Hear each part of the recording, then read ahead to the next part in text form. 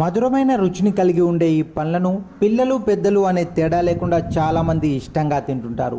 పైగా ఎన్నో పోషకాలు ఉండడం వల్ల సీతాఫలం ఆరోగ్యానికి ఎంతో మేలు చేస్తుంది. ఇంకా చాలామందికి తెలియని విషయం ఏంటంటే సీతాఫలమే కాదు, సీతాఫలం ఆకులు కూడా ఆరోగ్యానికి బోలెడన్ని ప్రయోజనాలను అందించగలవు. మరి ఆలస్యం చేయకుండా ఆరోగ్యానికి సీతాఫలం ఆకులు ఎలా ఉపయోగపడతాయో ఓ చూపు చూసేయండి.